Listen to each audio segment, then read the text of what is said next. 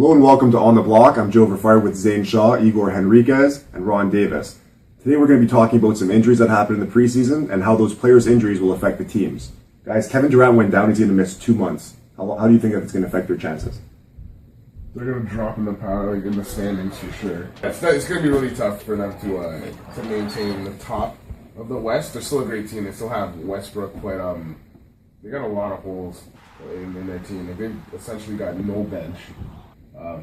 Where's your additional scoring coming from outside of Westbrook and Reggie Jackson? It's going to be interesting because I think Westbrook statistically was a lot better without Durant for the games he missed last year. But I think for an extended period of time, the team is definitely going to be exposed because they have guys on their bench who were drafted highly touted prospects like Jeremy Lamb, Perry Jones, and they're truly under-delivered. So I think for them to go far, their bench really has to come in and step up for Kevin Durant. And also guys like Reggie Jackson, who are going to be playing 36 to 40 minutes a night, are really going to have to step up. But I definitely see them dropping in the standings. Portland maybe even overtaking them in the division. Igor? Well, I mean, you have to think that Durant, being one of the two best players in the league, you missing that guy for 2 months is obviously going to cause a huge hole in the team. Now, Westbrook's had his injury concerns as well. If he doesn't deliver, I mean, they could really slip and have a really bad start to the year. I mean, I like Serge Ibaka. I think he's one of the best rebounders, shot blockers in the league. I mean, he doesn't really bring that much offensively. The team is again, a decent squad without Durant. I mean, with them, they're a great squad. So I think they'll have their struggles. They will have some issues. I can see them, again, middle of the pack until Durant comes back. And if Durant takes some time, maybe they will slip and maybe be another 2 or 3 seed in the West. But besides that, I can't see them dropping it lower. It's going to be tough because Perry Jones, like you said, was a guy that was at one point like a top 5 pick in the lottery pre-draft, and then he fell off really hard. He's going to be thrown in there to play some major minutes for this team and try and get some points, but I'm kind of doubting him. He hasn't really shown much. He seems very, doesn't have a handle like you mentioned before. His shot is not consistent, and I'm not really sure when he does well. And you have guys like Jeremy Lamb who were there to replace Kevin Martin, who didn't really do too much, right? He's inefficient offensively. Steven Adams, he's another guy who's thrives off misses, right? You can't really throw him the ball. Kendrick Perkins, all these guys, and they just drafted Mitch McGary, who looked pretty good in preseason, but he's gone down with an injury. He's going to miss some time too. So this is a team that's pretty banged up. It's going to be a show and prove type of situation for OKC. Just like you guys all mentioned, with the aside from those top 3 guys, Westbrook, Durant, Ibaka, maybe even Reggie Jackson, throw him in there. And the highly touted previous rookies, they're not going to really do much, or they haven't done anything to date. So it's going to be really interesting to see. It's going to fall on Westbrook. Yeah. Scott Brooks, I think, is going to have to really adjust his lineups and be creative, try to score some points with him, right? I think it's interesting with Brooks because he's been criticized for not being able to adjust game to game, having a very offensive mindset, and really depending on Durant to carry the load for them offensively. He hasn't really been able to adjust in a 7-game playoff series. Without Durant, you're going to have to become a much more defensive-minded team, much more gritty, grinded-out type team. We'll see if Scotty Brooks can actually make the adjustment and take them to that next step. His head's on the guillotine. It's there. Like, if he slips up or if they underperform in any way, aside from obviously they know the injury, then that wouldn't hold much bearing on his job. But I'm giving Scotty Brooks till All-Star break. And if he's not cutting it by then, I feel that they're gonna ship him out. And they lost Thabo Sefolosha, but they got Anthony Moore, who's a sharpshooter, really good. They need that to spread the floor. But he's another guy who's injured, and he's gonna miss. I'm pretty sure it's 1 or 2 months. So But they're banged up with injuries. Yeah, it's gonna be tough for them. But let's be honest, the front office in OKC haven't really been spending that much to attract free agents. That's not been their model. They're really the team that has tanked year over year when they were the Supersonics, and then had top 5 picks and really got gems with those picks. So a lot of the teams that are doing it now with Philadelphia mostly are really following this Thunder model. But with guys that are underperforming and when guys get banged up, it's really hard to follow through. It's one of those years where they wish they still had James Harden. Let's be honest. Yeah. Yeah, but like we said, they were tough against the cap. They kind of had to make a move. Maybe it was a year too early that they got rid of him, right? Maybe at least try and win the championship that year. Because let's be honest, they didn't get much back for him. And they were right there. They were right there with James Harden. Bite the bullet, spend the money, or do what you do and keep it for that remaining year. They haven't drafted particularly well the last couple of years either, right? I mean, they have low picks as well, right? Exactly. Like Adams, a lot of people like him, but you know he's solid down low. They needed a center, but there's not really much he does for you offensively other than get a lot of fouls, block some shots, and rebound, right? But I think they needed some secondary he's a great scoring. piece, but he's not exactly. He's not a secondary scorer. Yeah. That's what Morrow was brought in for. But now that he's banged up, But they might start off It's slow. easy. They'll probably start off slow, right? They're still going to win some games. They've been really good at home. sure. But They're in a still couple a playoff months, team. they're going to be clicking, right? How high do you guys think they can finish it in the West? Second, first, third? I really think if we have Durant out till Christmas, it's really going to hurt them offensively. I don't see them doing as well as what they did last year. Perhaps maybe a 4 or 5 yeah, seed. that's exactly what I was going to say. And then, it really depends because truthfully, Russell Westbrook hasn't stayed healthy as well. So if either him or Reggie Jackson go down with the lack of depth in that team, they're really going to struggle. That would mean pretty much, I don't know who they would play because we're going to assume that the Spurs will finish first, right? And OKC was second last year, so let's say that the Clippers finish second. Yeah. Golden State maybe at third? Yeah. Maybe Portland. Makes sense. even- Golden State, Portland, so that'd be a tough first round matchup. They're not going to get that 7th seed. Yeah. But let's go on to Bradley Beal in the East, another borderline all-star. How do you guys think Washington's going to do? They're one of the deepest teams in the league, really, especially up front, their front court. But how do you guys I think? think they'll be able to absorb the loss of Beal a lot better than OKC will because of their depth. I mean, I think they can still win their division without him. Essentially, they'll be back well before that comes to decisions. But I think that they'll be able to absorb it a lot easier with the added depth, and they'll be okay. I think they'll still be a top 4, top 5 in the East with Beal out. I like the mentality that they're coming in with this year. With Coach Whitman, John Wall has publicly said that he wants them to be the bad boys, similar to the bad boy Pistons, to the team that a lot of these teams in the East are going to face and not want to play because they're really going to grind it out and be physical with you night in and night out.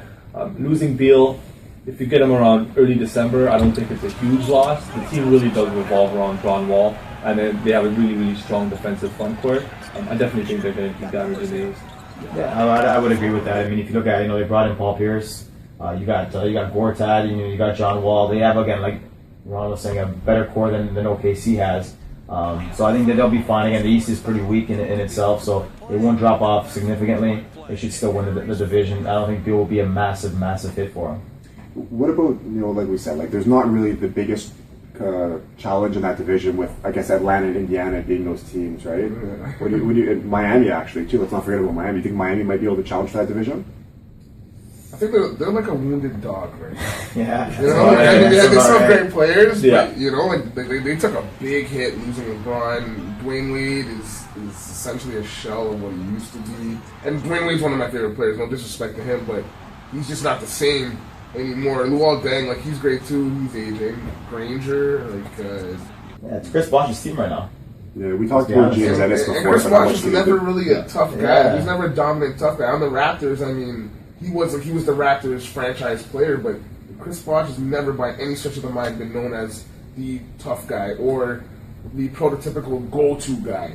You know what I mean? He's been the go-to guy because they're By default. By default, exactly. The thing is, I really see them making an adjustment because Chris Bosh took a huge sacrifice. You could argue that he's probably one of the best third options we've seen in NBA history, arguably.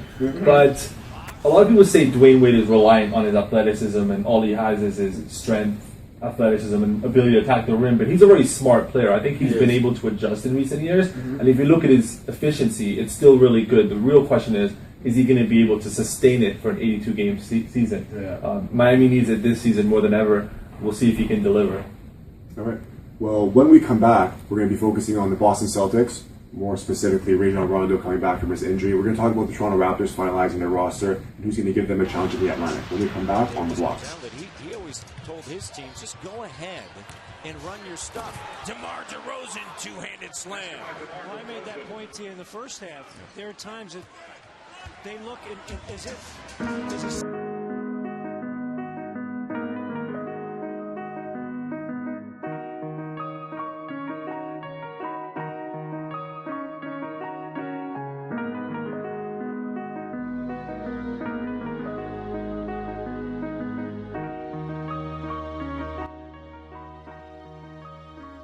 Welcome back to On the Block. We're going to be talking about Rajon Rondo, who has rushed back from an injury to come back a lot faster than we thought. Now, guys, is he coming back early to boost his trade value, or is he fully healthy?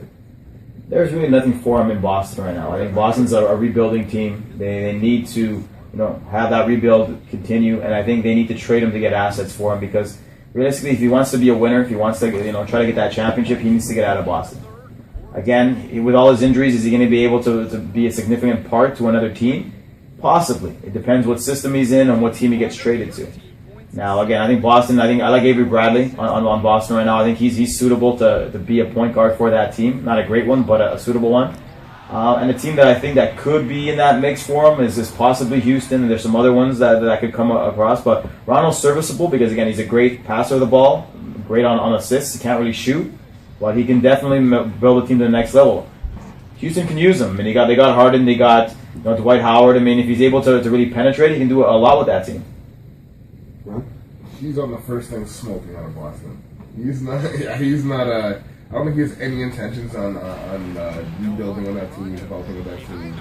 Coming from actually winning a championship with Hall of Famers to where he is now. No disrespect to the guys who are on the team, but really and truly, like he knows, just like we know, that they're a long way from getting back to the Eastern Conference finals, let alone the finals themselves. And let's be honest here, Boston are trying to get as many ping pong balls as possible this year. They're going to trade him long before they lose him in the summer for nothing. Exactly. There's going to be a lot of suitors. I think he's probably going to be the hottest trade commodity from now until the trade deadline. I see a lot of teams, like Igor said, Houston, Sacramento, Dallas, a lot of teams in need of a strong point guard, especially in a point guard heavy league, that really can drive them to the next level and really execute a half-court offense.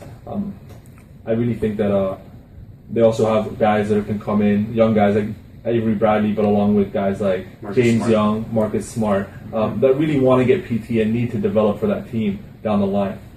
New York Knicks are another team that we talked about off camera, but at the same time, he doesn't really fit that triangle offense. But that's a city that loves their stars, and Amari Stoudemire didn't really pan out too well, so maybe that's another team that he goes to.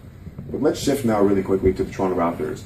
They finished with the best record in the preseason, and I know a lot of people don't really care because it's the preseason, but let's be honest, they looked really good. They have a lot of depth, and they ran through pretty much everybody they played. And when they played the Knicks, granted again it's preseason, but the Knicks looked terrible. Do you guys think the Raptors are going to run away with this really early in the Atlantic? I don't think they're going to run away with it, albeit though the Raptors did have the best record. They did play really well. One thing that I didn't like was they were turning the ball over like crazy. And mind you, maybe that's just Will Cherry running the point? Yeah, that was a disaster. But and mind you, maybe it's just a preseason thing. Guys weren't fully engaged like they should be. But I don't think they're gonna run away with the Atlantic. But I definitely think that they're gonna win, and especially because a lot of their games, I think 7 or so of their first games are all at home, I believe. Yeah, something all along that line. Yeah. So I think they have a very home heavy schedule from now basically until Christmas, and I think the games that I went to in preseason, the crowd were into it. I mean, I went to a game against Maccabi Haifa, and it was almost sold out with the crowd cheering each and every possession. So I think home court advantage for the Raptors is going to be vital going forward. And then with the injuries to Brook Lopez and the Atlantic Division not looking so strong with tanking teams like Boston and Philly, the Raptors could really run away with a strong lead early in the season. I mean, so far it's been pretty good in terms of the new guys that have come in. James Johnson came back. But Lou Williams has been pretty impressive. I think he's going to be a really good guy off the bench that's going to make a difference. And they're stronger than they were last year. And like he mentioned in terms of the injuries to the other teams, like the Nets and with Lopez and stuff like that, there really isn't another team that's going to be really in there to try to win that division from them. So to me, the Raptors are a team, again, that's going to be a strong playoff team, and they just need to get that to that next level. I want to set an over-under on this. Let's play this game real quick. Raptors, 55 wins. Oh, wow. In a weak division. Like you said, we're talking about Philadelphia, who might win 12 games all year. And Boston maybe, who might win 20 games. Yeah. I think 50, honestly, I think 50 is a lock for this team in this division. Oh, yeah. They'll get 50 wins. Do you guys think they can push for 54, 55? I'm an optimistic Raptors fan, and I don't think they're going to hit 55 wins. Getting 55 wins is almost saying that they're definitely going to be top 2 in the East, most likely winning the East. And they could. And it's But tough. yeah, they legitimately Really, other than chance to get to the Cleveland, top you could two, yeah. them and Washington are really the only 2 teams battling, right? Yeah, but the thing is, I think they could decimate Bulls, teams that's in right. our conference, but Yeah. Can they do with that? these road trips in the West, playing teams like Golden State, Clippers, San Antonio, the Raptors always struggle against. I don't see them winning 55. I could see somewhere around the range of 50, but who knows? I think it'll be over 50. I think it'll definitely be Yeah, over I agree. I think I'll give them about 52, 53. They won't hit 55. I hope you guys prove me wrong. I hope so. The Raptors definitely do have. They've done a lot of retooling, and I know a lot of the times before in past seasons, everybody knows the Raptors were pretty much the laughing stock of the NBA. You know, like One of them, they're one of the laughing stocks of the NBA. Whereas they didn't have depth. Like they didn't really have any great players. Like we were talking about earlier in the segment, Chris Bosh was our go-to guy. No disrespect to him, great player, but he's not the 1A player that you need on a team. Things have changed now. Like the Raptors are so deep. So I think these road trips, like people are going to be surprised. Like, you know, guys generally know the book's out already. They found that out in the playoffs. Okay, wow, DeMar, Kyle, these guys can play. But there's still going to be some more discovering happening when the Raptors start showing up in other people's arenas, because they're going to be like, holy crap, these guys are really deep. And they've got a ton of scorers on the team. And this new young big that we got from Lithuania that's just going to be beasting this season. I think, speaking of those West Coast shows, remember last year in Oklahoma City when they went on the road and they beat Oklahoma City? Yeah. Very impressive. They lost, granted, they lost them at home, and I think it was double overtime. They went to that game, but that game when they went to OKC and they went on the road, I think they won another. They were up, I think, by 20 in Golden State, but they ended up blowing that. Yeah. But when they went on the road, they started winning those games. I think teams really realized that this Raptors team might be for real. Yeah, they're not a joke. Yeah, I mean, they got a lot of team toughness mixed with athleticism and scoring. Props to Greg Stiesman for making the team. Making the cut. And making the cut. Boy, Steve. So yeah, I mean they're going to be a challenger in the East for sure. I think everyone knows that. We got to see where exactly they fit in there. Sticking with the Western Conference, we're going to talk about the Golden State Warriors, and more specifically Klay Thompson. Now, there's been some rumors that Klay Thompson and his agent has kind of leaked that he's unhappy that the team has not offered him a max deal. Guys, do you think that Klay Thompson's worth a max contract? Now, we know that he's a great player. He's up and coming. He can shoot the lights out, the Splash Brothers, blah, blah, blah. With this a guy that on a playoff team, a top 3-4 team in the West, you dish out a max contract to a guy like that when you already have Curry and some other players that are going to get paid. Man, I think he has a hell of an agent. I would not give him max, but in his defense, I do see him looking for max. He had a great summer with Team USA, playing both sides of the ball on defense, probably arguably one of their best defensive players there. Playing with Steph Curry is obviously going to open up the floor for you. And at the same time, he's seeing guys like Gordon Hayward, Lance Stevenson getting the big contracts. Doesn't hurt to ask for max. I definitely think there's going to be some negotiation because Golden State, with their salary cap, have no way of paying him that. But I think he does get a pretty hefty deal going forward. I think he's at this stage in his career, he's not deserving of a max contract yet. He's definitely worth a lot of money. It's hard for me to tell another man how he should spend his money or how he should acquire his money. But I would think with the new TV contract, there's going to be a lot more money being funneled into these teams now too, with the new CBA and et cetera, et cetera. So if I were his agent advisor, and I'd probably get fired for telling him this, I'd be like, man, bite the bullet, create a winning team, raise your stock even more, and then get a bigger contract. And then get a bigger contract. We have an owner that's one of the big shots in Silicon Valley. You can definitely have. You never want to get fired. That's true. Never want to get fired. That's true. But like I said, who am I to tell another man how to spend his money? Spend his money. Exactly. Yeah. So in terms of Thompson, I pretty much see him as a better version of Gordon Hayward. And you look at what Hayward got. I don't think he's worth the max money, but he should be getting paid more than Gordon Hayward, in my personal opinion. So he should get his money. Shouldn't get max, but just maybe a smidge below max in a couple of years. Again, he needs, I think, to raise his game just a little bit more, see what he can do without Steph. But to me, he's a better player than Hayward, so he should get more money than Hayward. Simple as that. The only thing that I'm thinking, though, is sometimes what players do, is it seems like he's doing it, he's trying to give himself some leverage and say, like, threaten by leaving. Maybe like Lance Stevenson, they offered him a lot of money. He turned it down, he got less in Charlotte, but if he wants to go to a worse team and maybe get some more money, he can do that. But it seems like he's a guy that wants to win. He loves Curry. They're great together. Is that the game that he wants to Yeah. play? Do you want to really sacrifice what you're going to make another $5 or $6 million, maybe 1 or 2 a year, to leave the team and go to a middle tier team, right? It's all about the Benjamins, baby. We've seen it happen.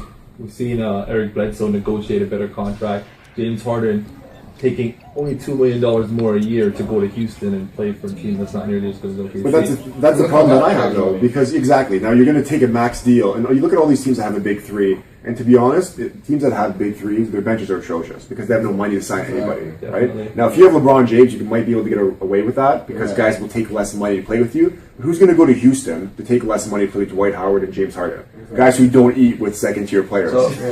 So just a small bit off topic, but like this was brought up. I was watching a show recently, and the way that Phoenix did things, where they brought in Isaiah Thomas, they already had Dragic, and they have Bledsoe.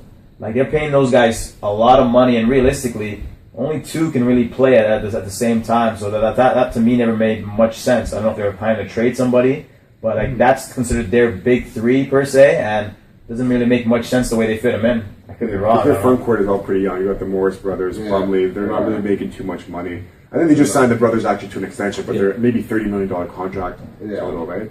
I think if Clay was not that Clay isn't a smart guy, but I think that the best option would be to stay with the team, just like you said with Harden. Like he took $2 million more to go to Houston, which pretty much they're not as good as Oklahoma City was. Like he could have had a better career, or he could have created a better name for himself, a better image for himself by staying with OKC. What's $2 million? Like really and truly. Yeah. I mean, $2 million. You'll get that. You'll get that in advertising and all those deals, right? You'll get into those. He might be under Dwight's shadow in Houston, but at that time he wasn't. Yeah. And to me, I think he just wanted to get out of that shadow of Westbrook and Durant, and I think that might have been a little bit more important to him then. Again, the young guys tend to think that way sometimes, and it maybe bite him in the butt. Egos. And is it worth it though? But I mean, is it worth it? So he wanted to get out. He wanted to be the star-studded affair. He wants to be that guy. Okay, you're probably never going to win a championship. Is that worth it? Yeah, no, I'd rather be 1B or the second you didn't want option. to be Chris Bosh is pretty much what you're saying, right? We had that in Toronto with McGrady, right? McGrady wanted out of Carter's shadow, and he could have really done great things with him here. Yeah, exactly. Same thing. And I think Klay Thompson should, if anything, Klay Thompson should do a good history lesson and go back into players who took max contracts, left their teams, or tried to become that star player. It never works out. It never works out. So maybe he should look into that, see how that panned out for all those other guys, and then make his decision before he gets that max money. I think it comes as a big distraction to, especially with the timing. You've had such a great summer. To make it public and ask your agent to talk about this with the owners and have it out in the news on a day-to-day basis about wanting more money, it's definitely a big distraction with the season starting next week. Especially with the new coach there. Steve Kerr just coming in. They have a pretty good... It seems like they're a team that enjoys each other. They're like a family. And to have that out loud and to be in the media about how you're unhappy that you weren't offered a max deal yet. They haven't said they're not going to pay him. They might end up giving him a max deal. But because they haven't offered it yet, he's going out and becoming a distraction to the team. He's essentially created a wound, and he's going to be throwing salt in it. And it's not going to end up good, because that's a really good team. They're going to be a really good team. They could really, they're going to give guys a lot of problems in the West, as they have been doing. Yeah. But it's going to be a great season, and I'm looking forward to it. When we come back, we're going to talk about a Canadian legend, Steve Nash, going to miss the season with a back injury. Lakers will be without him. When we return on the block.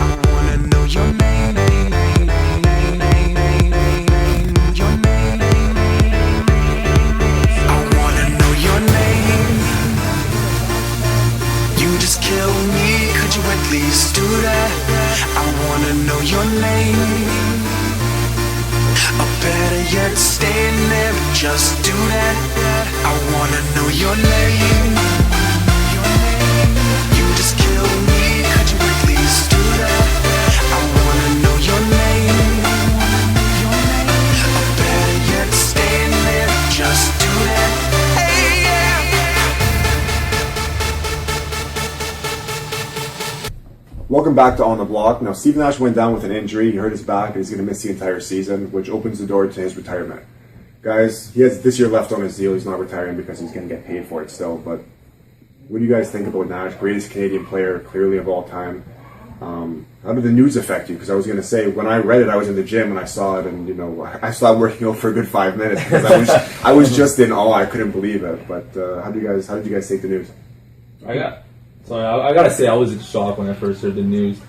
I should have been kind of prepared for it based on what has happened in LA, and he's been injured. He hasn't really lived up to the $30 million contract, but truthfully, he's earned every single penny throughout his entire career. And sad to say, he's a two-time MVP, but he's never actually been to the finals. With that said, he has carried Canada basketball for the last 15 years, and he really is the main reason why a lot of kids coming up nowadays, looking at point guards like Corey Joseph, Tyler Ennis, and I'm sure there's a lot more to come, not only out of Toronto, but all of Canada to be coming up through the system, all due to Steve Nash. So, really, as you can tell, devastating news for me, but a great career. What more can I say about Nash? It's not even for me with Nash. It's not being that I'm Canadian, that we're all Canadian. It's not so much losing a great basketball player. It's like it hurt me because it's like we lost an ambassador. Just like you were saying, there's so many kids who were playing basketball because Steve Nash made that possible. Before him, like who was there? Nobody.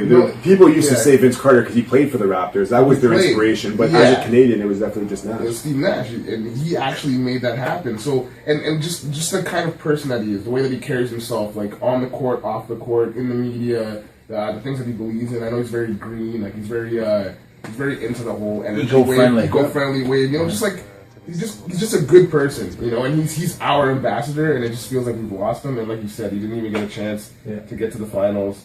The only MVP to actually never make the NBA Finals in their entire career, which is tough, but in a tough Western Conference going up against the likes of Kobe, Shaq, Duncan. If those guys weren't around, how many championships would Steve Nash have? I'd say at least 2 or 3. It was definitely a sad day for Canadian basketball. Yeah, I'll give Nash full credit. I mean, he did exactly what these guys have been saying. He had a huge mark on Canadian basketball. Now, I've never been the biggest Steve Nash fan. Just something just never clicked with me with him. Again, I understand, he had that mark, but to me, he had some deficiencies. I mean, his defensive game wasn't all that great, and to me, I just never really got to that point with Nash. But I'll give him full credit. The 2-time MVP, the mark he had on Canadian basketball. Was I surprised that he was going to miss the whole season? Not really. I mean, I think he's 42 now, I believe. I think he's played 62 or 63 games. Yeah, he's a tough guy. I'll give him full credit. He's a tough guy. But the last couple of years with the Lakers, I think he was supposed to be day-to-day with the injury last year that he had. He ended up missing the whole season, so his body broke down on him. I mean, he's never been the biggest guy in the world in the NBA. So, kudos to him for doing what he did for Canadian basketball. And again, I hope perhaps that he does come back for a small bit for next season. But if he hasn't, he left his mark on Canadian basketball, and he should be applauded for it. I think the whole thing when the injury broke too, before they said that he was going to be out for the season, when it was said that he hurt his back lifting bags. And I remember people hearing about that and people, thinking, oh, he's an old man, he hurt himself picking up bags, right? I think that kind of really put a hit on him too, because I watched him in the preseason. I think it was a game against Utah, if I'm not mistaken. Anyways, he looked like the old Nash. Obviously not, never the fastest guy, whatever, but he was making some great behind-the-back passes, no-look passes, hitting some threes. And that's his style. Yeah, and I think that's what people liked about Nash. Yeah, he wasn't really the most athletic guy, obviously, but it was just the creativity on the court. Those behind-the-back passes. Remember he was in the dunk contest with Amari, doing the elbow and the kicks and all that stuff. Like, that's stuff that you don't see really any NBA player doing. He was multi-talented athlete. And that's what people are going to miss about him, I think. And also the fact that he was a great guy. Yeah. Spoke really well, great interview. Yeah, he did a lot. And there was a thirst for him in this city where early on everyone was hoping, Steve Nash is going to be the savior of the Toronto Raptors. It never ended up happening, and he ended up going to Phoenix, to the Lakers, to Dallas. But, he had his effect here in Toronto, like you mentioned here.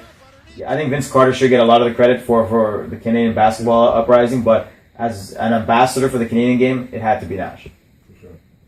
Yeah, because even the Olympics, remember in 2000, I remember that team was atrocious. Really, but they had Nash, and I'm not really sure exactly how far they went, but they went further than they should have. Well, he's certainly still going to have a presence with Team Canada basketball. He's going to be really overlooking things and acting as the GM, because there's going to be some tough decisions being made in the 2016 Olympics. Who's going to make the Canadian team, who's not going to make it, how that team is going to be structured. So he'll definitely play a big part in that.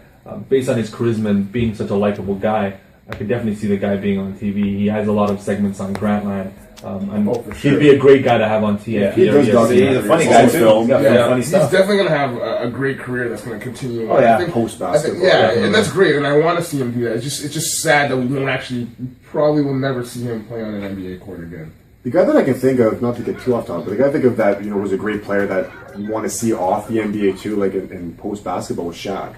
Where like Shaq's another guy who, great player, MVP, champion, and all that stuff, but his personality just transcended, I think, basketball too. Like people were interested in, he always had some, quick shots at the media and joking around and all that stuff. And I think that Nash is kind of like that too, right? Like his interviews, like I said, they're pretty good, whatever. But he's done some comedy stuff. I remember like some vitamin water commercials that he did. That was really With funny. Shaq, as long as he's not acting, everything's all good. Yeah. Or rapping. Or well, you know what? The rapping was bad, but if you ever watched like Kazam, that was pretty bad. Okay. That was pretty bad. That was bad. I like Blue Chips. Was it with Nick Nolte? And he had some like a blue steel or something like that, where he's like some kind of superhero thing. I forget what it was. Some hammer. Shaq's got quite a bit of a reputation on that. He is. His personality and his presence is definitely a lot bigger than he is in the physical form. Sure. And the same goes for Nash too. Although he's small, he's got a big personality and a big heart that definitely shows. And it just, like I said, it just hurts to see him go.